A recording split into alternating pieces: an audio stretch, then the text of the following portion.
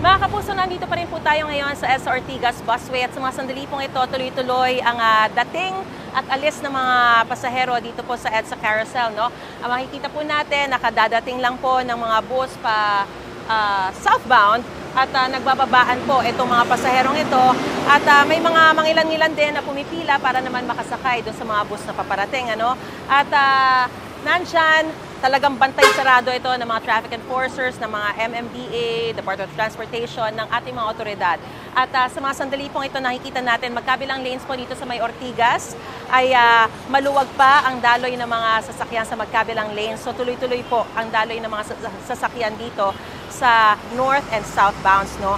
Pero batay po sa patakaran, ito pong EDSA Carousel na to, ang tangi lamang na pwedeng dumaan dito ay yung mga EDSA Carousel bus mismo at of course yung 5 pinakamatataas na opisyal ng ating pamahalaan at yung mga on-duty na mga emergency vehicles.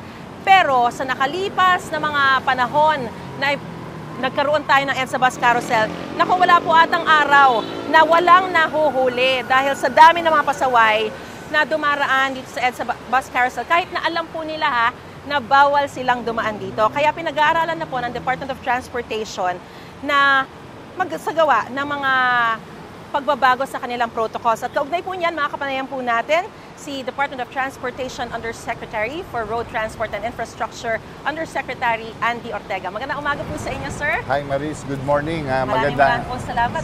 Yeah, good morning sa inyong lahat.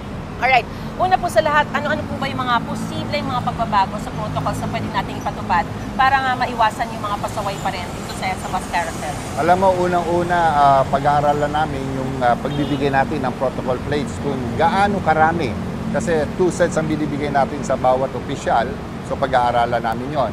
Pati rin sa up to what level ng rango ng isang opisyal sa gobyerno, pati yun ay pag-aaralan ng DOTR kung ano ang tamang level lamang ang bibigyan natin ng protocol plates. Kasi definite lamang po yung number ng mga taong dapat pagbibigyan ng protocol plates. Paano mangyayari na sosobra yun? Alam mo, minsan hindi na natin makontrol, no? Kung saan pupunta yung plaka. Kaya pati yun, pagsusubaybay, pagbibigay natin, dapat ibigay natin sa talagang tamang tao at sa tamang sasakyan. That will be our objective, lalo na sa nangyaring insidente ito. So isa rin po sa mga pinag-iisipan nyo ay baliktarin yung direksyon ng mga dumadaan dito sa EDSA Bus Carousel. So for example, pa southbound, gagawin yung northbound, yung mga dadaan na mga bus at ganun din sa kabila naman. Tama, pinag-aaralan namin ngayon yan ng DOTR at saka ng LTFRB kasi kung gagawin natin yung Maris, halos wala nang papasok sa busway kasi magkakaroon ng insidente sa bagay na yon. So it will prevent to almost zero ang planong pumasok sa mga busway. Ngunit ang gagawin natin, pag-aaralan pa yan ng DOTR, LTFRB at isasama natin yung mga bus operators para magkaroon sila ng mga reaction or komento sa planong yon.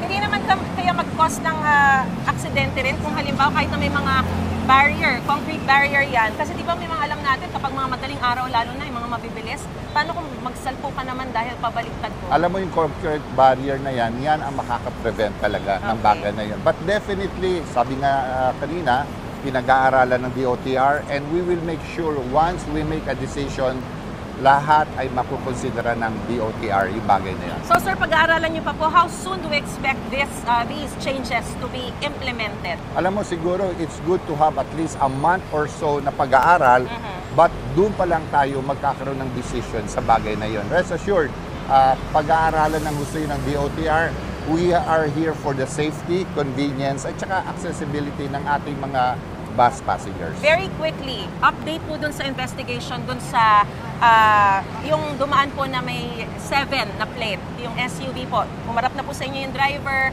at ano po yung magiging takbo ng investigation na yun? 2 things. Lumabas na yung driver, alam na natin yung may-ari ng sasakyan. Ang gagawin ngayon or ginagawa ngayon ng LTO, titingnan yung plaka na yon. Kung yung plaka ba ay fake or hindi.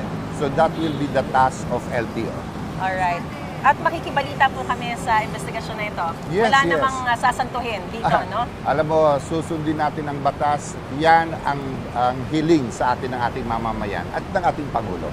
Alright. Maraming po salamat sa impormasyon binigay niyo po sa amin at sa inyo pong panahon sa pagpunta niyo po rito Thanks. sa EDSA Bus Carousel. Undersecretary for Road Transport and Infrastructure ng Department of Transportation, Undersecretary Andy Ortega. Magandang umaga po sa inyo. Thank Ingat you. po kayo.